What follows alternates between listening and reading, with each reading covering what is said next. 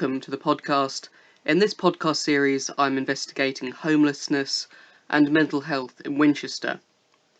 Alex Fitzgerald-Barron is a senior partner at St Clement Surgery, Winchester, and he really is uniquely well qualified to talk on both of these things. St Clements has the contract for treating homeless people. This means providing support and medical advice, and Alex is also a trustee at the Trinity Nightshelter. Thank you very much for listening to today's episode, and I really hope you enjoy our conversation. Alex, thank you very much for joining us today. Now, St Clements has the contract for providing medical care to Trinity, Winchester. During lockdown, the homeless have been rehoused in various forms of accommodation, and I think there were some concerns about how this will be done and what it would mean for their mental health. But what have your impressions been as a GP in terms of how this has actually gone? Before the COVID lockdown, we were accessing, or the patients for the Trinity homeless patients were accessing our care 4 times a week. So Tuesdays and Thursdays, they would be accessing doctor clinics, and Mondays and Fridays, they'd access nurse clinics on a first come, first served basis, and they would pitch up at Trinity and we would go over there and we would see them. And the clinics would be anything between 2-3 people and maybe 10 people on each occasion. There were, before the lockdown, several, and it's difficult to give you a number, people that were living on the streets, but certainly half a dozen plus, possibly more at any one time, sometimes a dozen or so. As we went into lockdown, we shut down the facility in terms of easy open access, and so what we did was we continued to offer phone call support from a medical point of view. Clients, or whatever you want to call these, we call them patients, but people call them clients or service users, were still going to Trinity and sort of requesting some medical input because they were accustomed to that. They knew they could get access. Their names were taken down, and if they had a mobile phone, and it is interesting to think that actually a lot of them do have mobile phones, not every single one, but a vast majority of them have mobile phones. So that meant we could continue to at least connect with them. It's probably not quite as good as the face-to-face scenarios, and so consultations on the phone would generally be much quicker, but often it was about requiring more medication, or they were worried that they were deteriorating from a mental health point of view. And if there was a physical problem, we would occasionally go over and see somebody, or we would get them to come over and see us in the surgery, which is not very far away. And my understanding is that most of those were found some accommodation within a fairly short space of time, which actually was a really good thing. We've been trying to get accommodation for them for years, and then suddenly, magically out of the blue, the council and various other contingencies found space. It must be hard though, because presumably you can't be sure that they are actually well. I mean, if they're just giving over the phone conversations, are you worried that by the time lockdown ends and you can have physical consultations, actually there'll be loads of sort of pent up health problems that they'll be experiencing? I think that's a possibility, and just as everybody has kept away from primary care a little bit more than they normally would, this group probably would be keeping away a little bit more again, and while that happens, their health, both physical and mental, can deteriorate. The support staff at Trinity, we have a very good working relationship with them.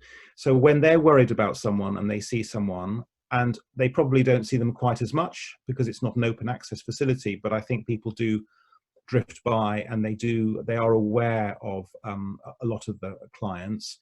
I think if they have concerns, they sort of act as advocates or brokers to say, I wonder if you should see the doctor, or do you want me to have a chat with the doctor? So they will sometimes, some of those phone calls will be, I'm a bit worried about so-and-so, and then we'll try and engineer some advice or to meet up.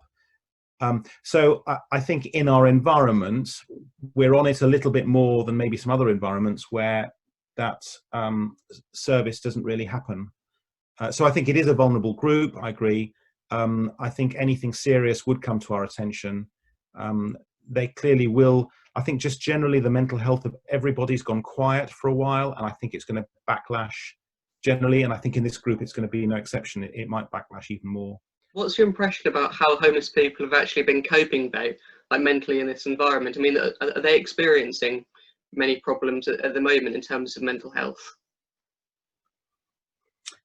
I think it's a two-edged sword, because I think there is some protection for them as well. A lot of their mental health is made worse because they're coming into contact with, if we call it peers, and those peers put undue pressure on them for various reasons, whether that's around drug use or manipulation or control, and that happens a lot in that group. And when you're not allowed to go and meet people as much, then you don't get quite as controlled and manipulated in the same way, and you have a little bit more peace and quiet. So I think on that front, some things get better. Some people get anxious. The other thing is that some people find going out anyway quite traumatic and stressful, and this is an excuse not to. So they sort of go, oh, it's not quite as bad as I thought, because I'm not having to put myself into that situation where I'm feeling very hypervigilant and very anxious. So I think, but there are others, of course, that feel quite low, depressed, and they think, what's the point of life? And now they think, well, there's no point because I've got nothing. I'm in my one bedroom, whatever it is that I'm in. And I'm not even seeing people that I sort of vaguely relate to. So I think it is a two-edged sword, and some people will feel a little bit worse for wear, but some people will feel quite anxious now that they're coming out of it because of the reasons I've just explained. Are you worried at all about what happens to all of these homeless people for whom accommodation has been provided, about sort of what happens to them housing-wise and care-wise after lockdown? Well, I don't know what's going to happen to this accommodation. So I don't know whether it's on a short-term basis and whether they're going to be told that that's the end of their tenure and they have to now leave. And you're right, it may all go back to where we were. Or it may be, because I'm not actually aware of what the arrangements have been and whether it's a permanent basis or whether it's a temporary basis. If it's temporary, we're not going to be any better off in a few months' time, probably, assuming there isn't a second wave. I think it'll be quite brave of anybody like the council to push people out of accommodation in the next few months, because it's the next few months that are going to be quite uncertain and quite wobbly. So I don't know, Judy, if I'm honest. I don't know how worried to be for those situations. On the Trinity website, it mentions that you feel not enough support is given to underprivileged groups, and you also mention how society and the government perceives the underprivileged. Can you just sort of expand on what exactly you mean by this?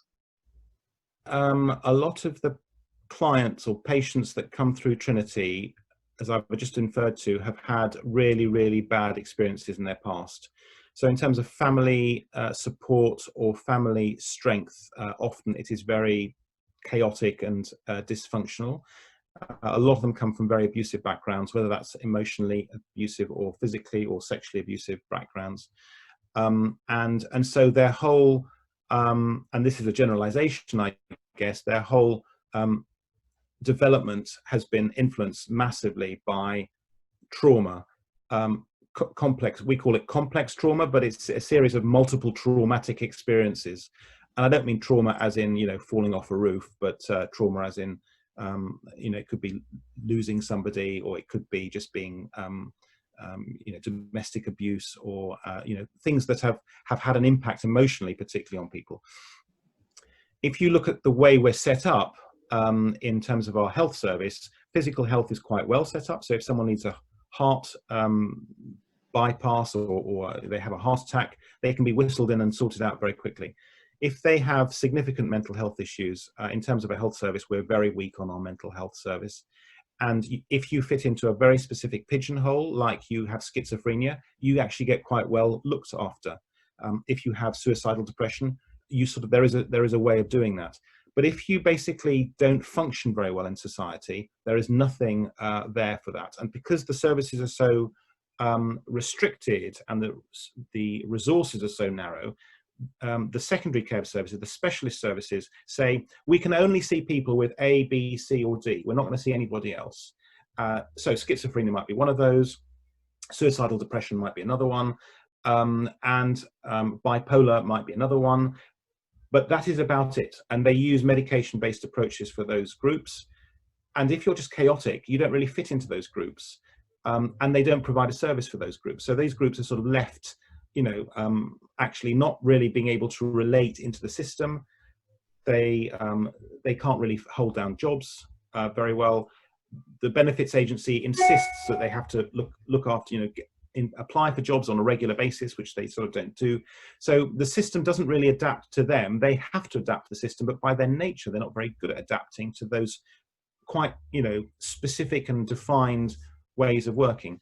So they fall through the net lots and lots and lots, and they are not assertive enough to sort of keep asking for help, and the help isn't available. So they tend to get neglected, and they often neglect themselves, which is why they're in the situation that they're in. So I think, as a society, if you walk down the street, and in Winchester, you'll see people, not at the moment maybe, but you'll see people sort of begging. People will feel if they give them a few pence or some money that they've done their bit, but a lot of people won't even see them or acknowledge that they're there, or feel that they've chosen that it's somehow a choice that they've decided not to work. Why can't they work? They should jolly well work for their money and get a proper job like everyone else, and they just don't have the skill sets to do that. And once you've left school at the age of 14 or whatever a lot of these people have, they don't have the academic ability, and they don't have the ability to I suppose connect with people in a way that makes them really functional. And so that's why they fall off that's why they can't manage in society as society's been created.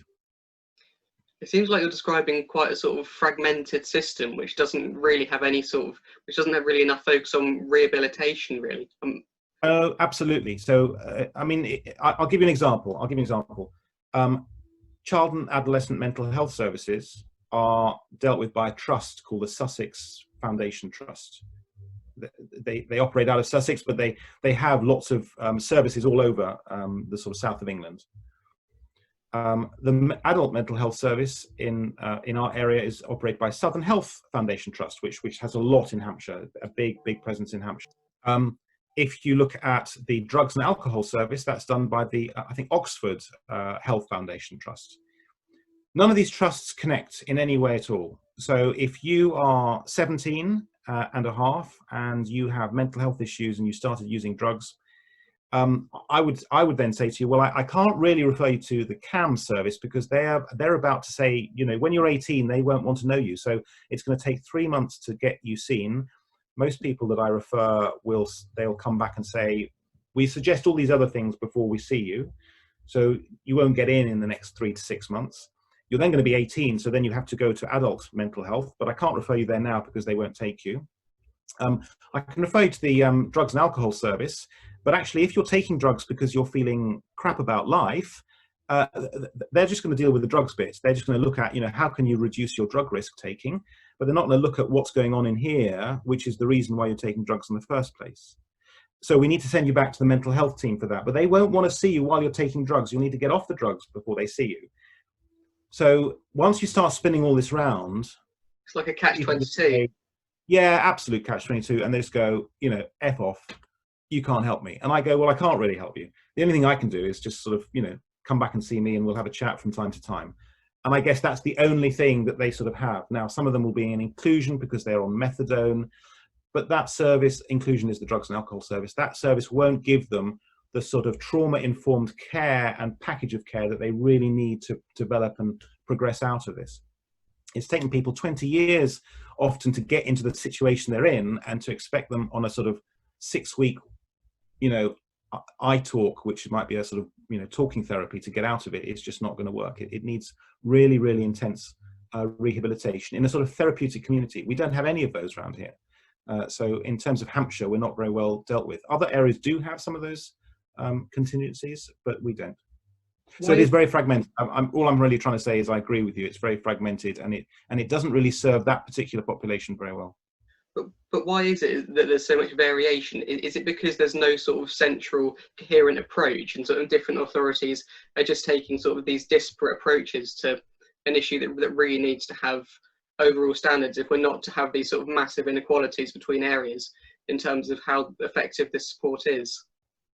That's a good question. I think the resources for mental health are so low that across the whole nation, nobody offers a really comprehensive service. But I think each area can slightly flex what they do, and depending on the leaders in that area, so depending on who you get, who try and, so in Hampshire there'll be some people that will be thinking about this, but they'll have a particular view on it and they'll offer it in a particular way, and then the teams will develop what they're particularly strong at. So we've got a very strong medication-based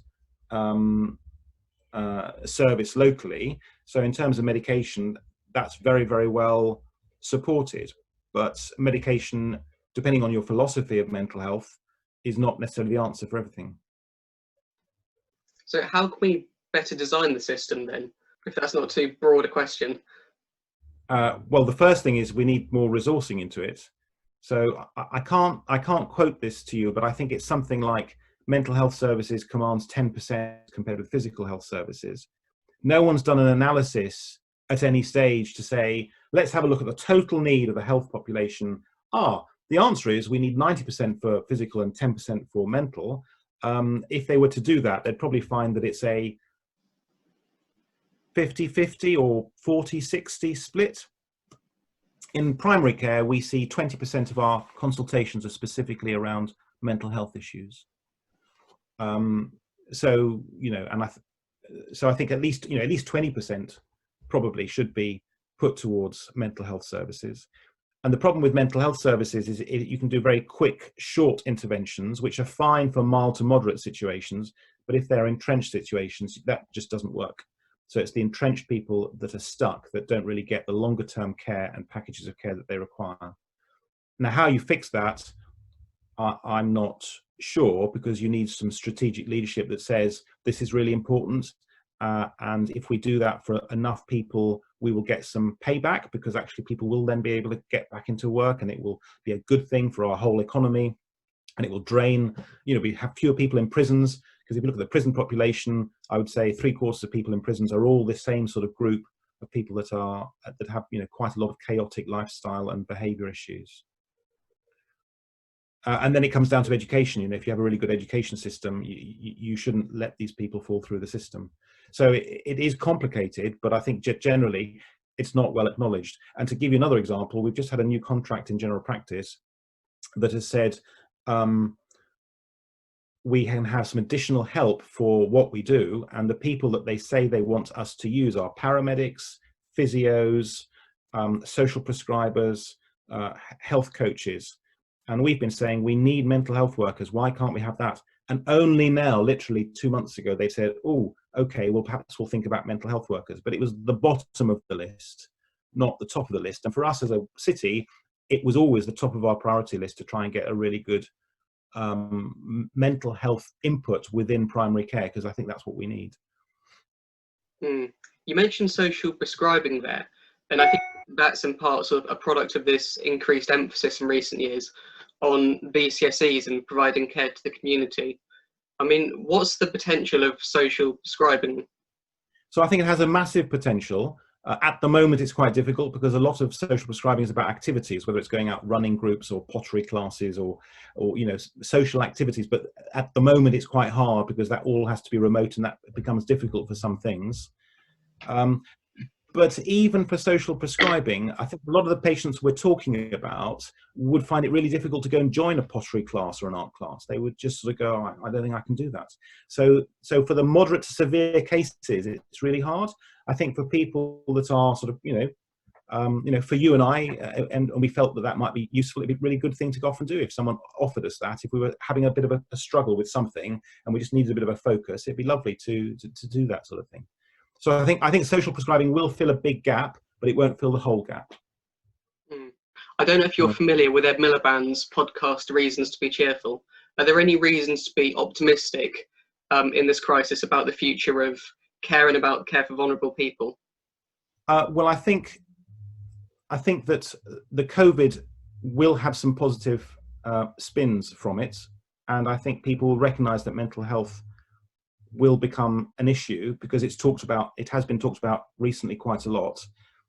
And therefore, I'm hoping that, the government, who are now actually starting to say, let's support the NHS more because that's politically the correct thing to do, they might push forward some initiatives to improve the situation. It won't be perfect, but it will hopefully be better than maybe it was a year ago. And I think the COVID will have helped that rather than hindered it. So I'm sort of optimistic rather than pessimistic that things might move forward a little bit better than they would have done. Alex, thank you very much for your time. It was really good to speak to you. All right. If you've got any other queries, just flick me an email. Thank you for listening to that interview. If you liked it, please do share on social media. And I just want to give some of my impressions about the conversation we had. Now, I'm never sure exactly how helpful my impressions are, but if anything, it's helpful for me personally to extract what I saw as the implications of what each interviewee said. And I was struck by the difficulties that GPs more generally must face in providing assistance, not only for homeless people, but also just for people with mental health issues in general. From my point of view, there must be a great deal of value in having that face-to-face interaction, and phone calls, Zoom calls, aren't really a great substitute for that. So when Alex described the pent-up issues, I do worry how those, quote, underfunded services, as he described them, will be able to cope with what could theoretically be a large volume of mental health issues after lockdown ends.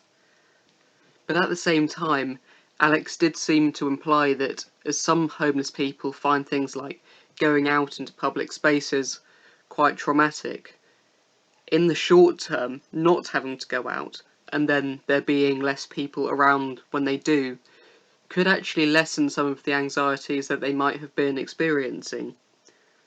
The problems obviously re-emerge though when things get back to normal. The second thing I wanted to address is what Alex said about services actually being pretty good when they address specific needs like schizophrenia and suicidal depression.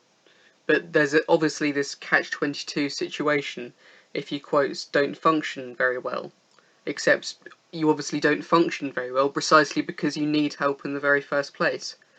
And you need a level of effort and determination to navigate the system, because if you don't have a high-level specific problem, then agencies will just turn you away because they're only funded to deal with specific issues. So you need to be persistent, but it's this persistence and knowledge of how the system works that those with, quotes, chaotic lifestyles lack. Also, this issue-specific approach, as Alex said, is really dangerous for young people as they transition to adults, because they lose access to services exclusively for minors. And this means that there isn't really enough of a holistic approach. There's a fragmented approach between different areas, and the whole system is underfunded, as Alex said. No, I'm not an academic or anything like that, but it seems quite clear that the system needs some quite substantial reforms. Lastly, for me as an interviewer, asking a question at the end about optimism does seem to work quite well, and I don't want to plagiarise Ed Miliband and Jeff Lloyd's podcast Reasons to be Cheerful, though I think I did mention it. But actually it does tie off the interview very well, and it leaves a nice note rather than it being a depressing sort of end to the episode or the conversation. It's quite a nice thing, and it works very well in terms of the conversation. And it just seems to work well for interviews, so I'll definitely use it for future episodes. And finally, thank you very much for listening, share on social media, and I'll be posting another episode very soon.